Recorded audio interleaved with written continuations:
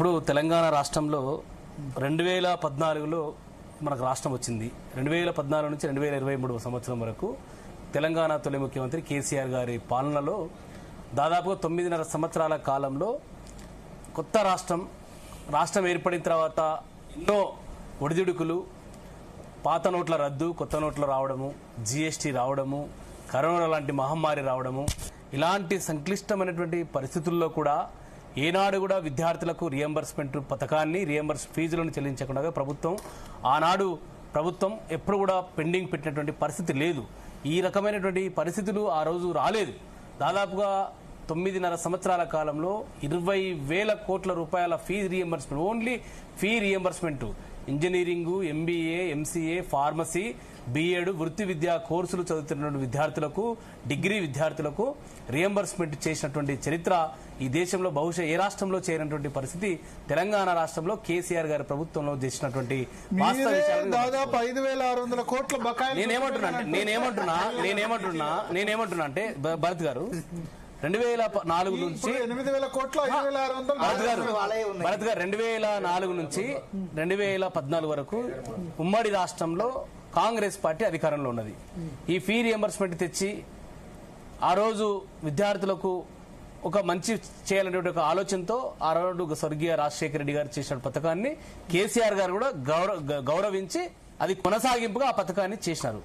2014 రాష్ట్రం వచ్చే వరకు దాదాపుగా 6,000 కోట్ల రూపాయలు కాంగ్రెస్ ప్రభుత్వం బాకీలు పెట్టింది. కాంగ్రెస్ ప్రభుత్వం బాకీ పెట్టిందని కేసీఆర్ గారు ప్రభుత్వం ఆపలేదు కదా. అది కంటిన్యూస్ ప్రాసెస్ కదా. అది ఆ ప్రభుత్వం అంటే ఉమ్మడి రాష్ట్రం గురించి చెప్తాను నేను. ఉమ్మడి రాష్ట్రం గురించి చెప్తా ఉన్నాను. నేనేమంటాను ఇప్పుడు ఉమ్మడి రాష్ట్రం గురించి చెప్తా ఉన్నాను. తెలంగాణవి 2,800 కోట్ల రూపాయలు పెండింగ్ ఉంది. లెక్కలు తెలుసుకోండి. 2,800 కోట్ల రూపాయలు తెలంగాణ రాష్ట్రంలో పెండింగ్ పెట్టింది కాంగ్రెస్ ప్రభుత్వం. కానీ కేసీఆర్ గారి ప్రభుత్వం ఆపలేదు కదా. అది కాంగ్రెస్ వాళ్ళు పెంచారు కాబట్టి, అక్కడ ఉంది కాబట్టి మేము ఇవ్వమని బుకాయించలేదు కదా. కేసీఆర్ గారి ప్రభుత్వం దాన్ని కొనసాగిస్తూ పాత బకాయిలు కూడా ఇస్తూ ఫీ రియంబర్స్మెంట్ పథకాన్ని కొనసాగించి తీసుకొచ్చింది. కానీ 2 సంవత్సరాలు అయితా ఉంది ఈ రాష్ట్రంలో కాంగ్రెస్ పాలన తీసుకొచ్చి ముఖ్యమంత్రి గారు రేవంత్ రెడ్డి గారు, గౌరవ ముఖ్యమంత్రి గారు, వారే స్వయాన విద్యాశాఖ మంత్రిగా ఉన్నారు. వారు ఏం మాట్లాడారు? గత సంవత్సరంలో జేఎన్టీయూలో కళాశాల అధినేతలతో, వైస్ ఛాన్సలర్తో మీటింగ్ పెట్టి ఏం మాట్లాడారు? నా దగ్గర వీడియో రికార్డు ఉంది, మీరు పర్మిట్ చేస్తే నేను వినిపిస్తాను. ఫీ రియంబర్స్మెంట్ పథకం ఒక గుదిబండగా మారిపోయింది. మీరు దయచేసి సహకరించండి. ఓటీఎస్, వన్ టైం సెటిల్మెంట్ అంట. ఎక్కడైనా విద్యార్థులకు చెల్లించే ఫీజులని సెటిల్మెంట్లు చేస్తారండి ఎవరైనా? బొండి బకాయిలను, పారిశ్రామికవేత్తల బ్యాంక్ బకాయిలను సెటిల్మెంట్ చేస్తారు. కానీ విద్యార్థులకు చెల్లించే ఫీజులని సెటిల్మెంట్ చేసుకోండి, మరి శ్రీధర్ బాబు గారికి అప్పచెప్తున్న వారైతే మాట్లాడతారని చెప్పేసి మాట్లాడుతూ ఏమన్నాడు? ఇప్పటి వరకు ఒక లెక్క, ఇప్పటి నుంచి ఒక లెక్క. ఏం లెక్క అది? నేనే స్వయాన విద్యాశాఖ మంత్రిగా ఉన్నా. ఈ వేదిక నుంచే ఆర్థిక శాఖ అధికారులకు, చీఫ్ సెక్రటరీకి ఆదేశాలు ఇస్తా ఉన్నా. ప్రతి నెల కూడా గ్రీన్ ఛానల్లో మా పార్టీ అధికారంలోకి వచ్చినప్పటి నుంచి ఇప్పుడు ఈ క్షణం నుంచి ప్రతి నెల కూడా గ్రీన్ ఛానల్ ద్వారా ఈ సంవత్సరం చేరేటువంటి విద్యార్థులకు ఎక్కడ కూడా మేము పెండింగ్ పెట్టాం. గ్రీన్ ఛానల్ ద్వారా ప్రతి నెల కూడా ఫీ రియంబర్స్మెంట్ విడతల వారీగా కళాశాలలకు, విద్యార్థులకు చెల్లిస్తామని ముఖ్యమంత్రి గారు మాట్లాడినటువంటి మాటలకే విలువ లేదు ఈ రాష్ట్రంలో. అంటే ఇంకా ఎవరికి చెప్పుకోవాలి? ఇప్పుడు కళాశాలలు ఏంది, ప్రభుత్వం విద్యార్థులకు ఇస్తామన్నటువంటి ఫీ రియంబర్స్మెంట్ పథకాన్ని పూర్తి చేసి వాళ్ళకి ఫీజులు చెల్లిస్తేనే వాళ్ళకు మన ఎంప్లాయీస్ కి శాలరీలు ఇస్తారు. లేదంటే కళాశాలలు మూసివేసేటువంటి పరిస్థితి ఉంది. ఈ రోజు 4 సంవత్సరాలు అయిపోయిందండి. ఒక కోర్సు పూర్తి అయిపోయింది. కోర్సు పూర్తి అయిన వాళ్ళకు రియంబర్స్మెంట్ గత ప్రభుత్వంలో పెండింగ్ ఉంది కాబట్టి మేము కూడా పెండింగ్ పెట్టి ఇవ్వమంటే, మరి ఇప్పుడు చదివినటువంటి కోర్సు అయిపోయిన విద్యార్థి ఆయన ఉన్నత చదువుల కోసం అమెరికాకి వెళ్ళాలి, ఇంగ్లాండ్కి వెళ్ళాలి, లేదా ఇంకా ఎంటెక్ లాంటి కోర్సులకు, ఎంబీఏ కోర్సులకు, పై చదువులకు చదవాలంటే సర్టిఫికేట్లు అవసరం ఉన్నాయి. సర్టిఫికేట్లు ఇవ్వాలంటే కళాశాలలు ఈరోజు ఫీ రియంబర్స్మెంట్ మాకు ప్రభుత్వం రాలేదు, కనీసం మీరైనా చెల్లించండి అని ఒక అండర్టేకింగ్ తీసుకొని చెక్కులు ఇచ్చి ఫీజులు కట్టడని చెప్పేసి విద్యార్థుల మీద, తల్లిదండ్రుల మీద భారం మోపేటువంటి పరిస్థితి ఉంది. దీనికి అతనే కారణం ఎవరు? ప్రభుత్వం తీసుకున్న చర్యలే కదా. ప్రభుత్వం ఇప్పటికైనా కళ్ళు తెరిచి. కానీ ఇప్పుడు మీ టైంలో కూడా ఇట్లా పెండింగ్లు, కాలేజీలు బంద్లు ఇవన్నీ పిలుపునిచ్చే సందర్భం ఉంది. అప్పుడు మీరు విజిలెన్స్ ఎంక్వైరీ అన్నారు.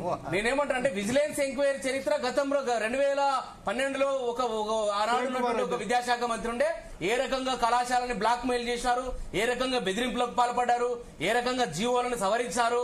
గతంలో కేటగిరీ బిలో జీవో నంబర్ 74, 75 ఉంటే 66 తీసుకొచ్చి ఏ రకంగా వాళ్ళని బెదిరింపులకు పాల్పడ్డారు అనేది గతంలో కళాశాలకు తెలుసు, విద్యార్థులకు తెలుసు, విద్యార్థి నాయకులుగా ఉన్న మాలాంటి వాళ్ళకి అందరికి తెలుసు, మీడియా వాళ్ళకు కూడా తెలుసు. ఈ రోజు ప్రభుత్వం ఏమని చెప్తుంది, ప్రజాస్వామ్యాన్ని ఒక 7వ గ్యారంటీగా చెప్తున్నామని చెప్పి నిరసన వ్యక్తం చేసే స్వేచ్ఛ ఈ రాష్ట్రంలో ప్రతి ఒక్కరికి ఇస్తామని చెప్తుంది. మరి కళాశాలలు బంధుకు పిలుపునిస్తే వారికి రియంబర్స్మెంట్ రాకపోతే బట్టి విక్రమార్క గారు ఒక బుకాయింపు ఏం చెప్తున్నారు, మీరే నష్టపోతారు, మీరు బంధును విరమించడని బెదిరిస్తుంది ఈ ప్రభుత్వం. మంత్రులు బెదిరిస్తా ఉన్నారు. వాళ్ళు ఇచ్చినటువంటి ప్రియాంక గాంధీ గారు తీసుకొచ్చి హైదరాబాద్ యూత్ డిక్లరేషన్ తీసుకొచ్చారు. దాంట్లో ఒక పాయింట్ పెట్టారు ఫీజు రియంబర్స్మెంట్ మీద. మేము ఎస్సీ, ఎస్టీ, బీసీ, మైనారిటీ విద్యార్థులకు పూర్తి రియంబర్స్మెంట్ చేస్తాము, అదేవిధంగా పాత బకాయిలు కూడా చెల్లిస్తాము, ఈ పథకాన్ని కొనసాగిస్తామని చెప్పేసి హామీ ఇచ్చినారు. మరి మీరు హామీ ఇచ్చినప్పుడు మంత్రులు ఎట్లా మాట్లాడతారు? కొంచెమన్నా విద్యార్థుల పట్ల ఒక కన్సర్న్ ఉండాలి కదా. మీరు గతంలో బీఆర్ఎస్ పార్టీలో ప్రభుత్వంలో ఉన్నటువంటి పెండింగ్లని మేము చెల్లించమని మొండికేస్తే ఎవరు దానికి సమాధానం చెప్పాలా? 1200 కోట్ల రూపాయలు ఇంజనీరింగ్ విద్యార్థులకు టోకెన్లు పడి ఉన్నాయి ఆల్రెడీ 2022-24 సంబంధించినటువంటి ఆ ఫైనాన్షియల్ ఇయర్ సంబంధించినటువంటివి. అవి 1200 కోట్ల రూపాయలు వారికి ఉంటే 500 కోట్ల రూపాయలు డిగ్రీ కళాశాల విద్యార్థులకు రియంబర్స్మెంట్ పెండింగ్ ఉన్నది, టోకెన్లు పడి ఉన్నది. దాదాపు 8,000 పై చిలుకు ఫీ రియంబర్స్మెంట్ పథకం, ఫీ రియంబర్స్మెంట్ బకాయిలు ఇప్పటికీ ప్రభుత్వం పెండింగ్ ఉందంటే ఇంకెవరు చెప్పాలి సమాధానం? ముఖ్యమంత్రి గారు స్వయాన విద్యాశాఖ మంత్రిగా ఉన్నారు. వారు ఇచ్చినటువంటి హామీకే ఈ రోజు నెరవేరే పరిస్థితి లేదంటే మరి ఎవరితో మాట్లాడాలి, ఏం చేయాలి? ప్రభుత్వం ఉన్నట్టు 75% బకాయిలు మీ హయాంలోవే ఉన్నాయంట సార్. నేనేమంటే భరత్ గారు అంటే ప్రభుత్వాలు వస్తుంటాయి పోతుంటాయి. ఇది ఒక ప్రభుత్వం అనేది ఒక ఇన్స్టిట్యూషన్ అనేది ఒక కంటిన్యూస్ ప్రాసెస్. ఈ గత ప్రభుత్వంలో పెండింగ్ ఉంది కాబట్టి ఈ ప్రభుత్వం చేసింది అంటే మేము చేయమంటే దానికి ఎట్లా చెప్తారు? దానికి ఏం సమాధానం చెప్తారు? దానికి అదేం లెక్క? అది లెక్క ఉంటుందా?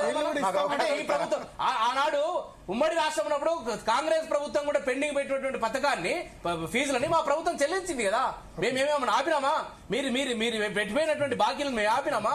ఎవరు ఆపలేదు కదా. ఒకటి భరత్ గారు, నేనేమంటున్నానంటే ఒక నిమిషం భరత్ గారు, ఈ రాష్ట్రంలో దాదాపుగా 150,000 కోట్ల రూపాయలతో మూసీ సుందరీకరణ పేరు మీద టెండర్లు పిలుస్తా ఉన్నారు. 7,000 కోట్ల రూపాయలతో ఈ మల్లన్న సాగర్ నుంచి హైదరాబాద్ తాగునీటి పథకానికి టెండర్లు పిలుస్తున్నారు. కొడంగల్ లిఫ్ట్ ఇరిగేషన్ 4,400 కోట్ల రూపాయలతో టెండర్లు పిలిచినారు. ఫ్యూచర్ సిటీలో బిగ్ బ్రదర్స్ ఎవరైతే ఉన్నారో రేవంత్ బ్రదర్స్, వారి సిటీలో ఫ్యూచర్ సిటీలో 4th బ్రదర్ సిటీస్ లో 6,000 కోట్ల రోడ్లకు టెండర్లు పిలిచారు. అంటే ఏది గురుకులాలను పండబెట్టి ఇంటిగ్రేటెడ్ స్కూల్స్ ని రెసిడెన్షియల్ స్కూల్ తీసుకురావడం కోసం 25,000 కోట్ల రూపాయలు టెండర్లు, దాదాపుగా 2,50,000 కోట్ల రూపాయలు టెండర్లు పిలిచిన ప్రభుత్వం దగ్గర డబ్బులు ఉన్నాయి. R&Bలో 16,000 కోట్లు, ఈ HMDలో 10,000 కోట్లు, ఈ రకంగా 2.5 లక్షల కోట్ల టెండర్లు పిలిచి మరి ఈ రోజు ఈ రాష్ట్రంలో ఈ విద్యార్థులకు చెల్లించినటువంటి ఒక ఫీజు రియంబర్స్మెంట్ 2,000 కోట్ల రూపాయలు తక్షణం విడుదల చేస్తే విద్యార్థులకు ఉపశమనం కలుగుతుంది కదా. అంటే ఈ ప్రభుత్వానికి కమిషన్లు ఎక్కడైతే వస్తాయో కాంట్రాక్టర్లకు, ఇప్పుడు పొంగులేటి శ్రీనివాసరెడ్డి ఉండండి, ప్రభుత్వం వచ్చిన వెంటనే 7,000 కోట్ల రూపాయలు పొంగులేటి శ్రీనివాసరెడ్డి కంపెనీకి ఇచ్చిందండి. మరి విద్యార్థులకు ఎందుకు ఇవ్వాలండి? అంటే కాంట్రాక్టర్లకు ఇచ్చేటువంటి మీ బిల్లుల మీద కమిషన్లు వస్తుంది కానీ 15% బిల్స్ పెండింగ్, 15% కమిషన్లు వస్తున్నాయి కాబట్టి వాళ్ళకి ఇచ్చే కాంట్రాక్టర్లకు ఇచ్చేటువంటి బిల్లుల్లో అవి క్లియర్ చేస్తారు. విద్యార్థుల నుంచి బిల్లు రావు కదా, ఏది కమిషన్ రావు కదా. ఎందుకు మరి దీనికి ఎవరు సమాధానం చెప్తారు?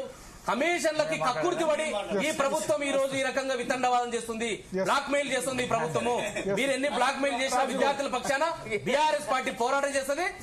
ఈ నెల 25వ తారీఖు పెద్ద ఎత్తున ధర్నా కూడా చేస్తుంది.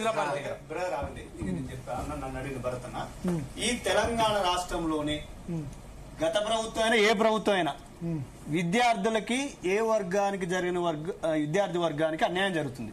ఎందుకు అంటున్నావు అంటన్నా, గతంలో వీళ్ళు బకాయిలు ఉన్నాయి, వీళ్ళు వచ్చినాక కూడా ఉంది, అది కొత్తదేం కాదు.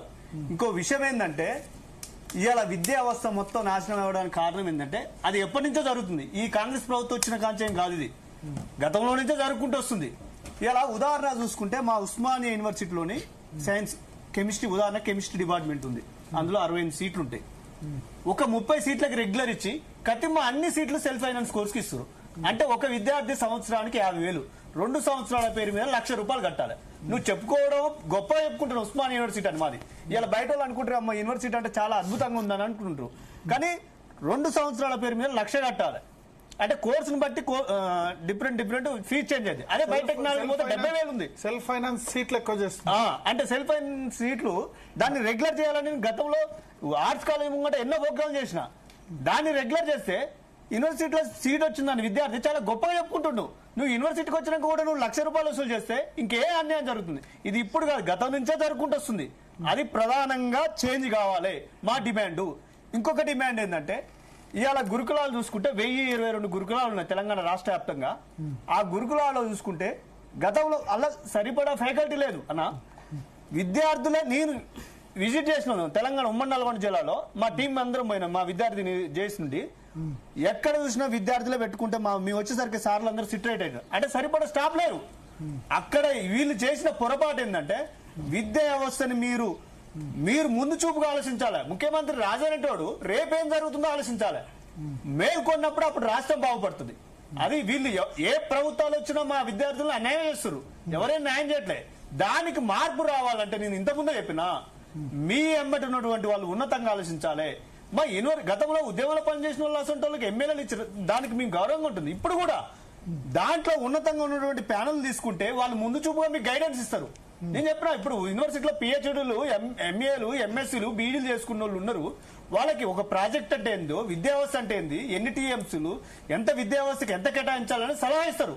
తీసుకోవాలి ముఖ్యమంత్రి. ఉన్నది ఎందుకు ఈ పనికిరాని వాళ్ళకి ఇచ్చుకుంటూ పోతే నీకు ప్రయాణం ఉంది రేవంత్ రెడ్డి. పనికొచ్చే మా ఉస్మానియాలు చదువుకుంటాం ఎగ్జాంపుల్ మానవతరానికి కూడా వేయచ్చు, తప్పే ఉంది. నీ గురించి ఎంతమంది చేస్తారు పోరాటాలు, వాళ్ళకి ఇవన్నీ మేము ప్రధాన డిమాండ్. ఎందుకంటున్నాం అంటన్నా వీళ్ళు ఏం తప్పులు చేస్తున్నారంటే ఇప్పుడు ఈ జెడ్పీ స్కూల్ చూస్తే స్ట్రెంత్ లేదు, ఇటు గురుకులాకి ఉండట్లే, ఇటు ఇది ముగ్గురు పిల్లల సంవత్సరం లెక్క ఉంది విద్యా వ్యవస్థ.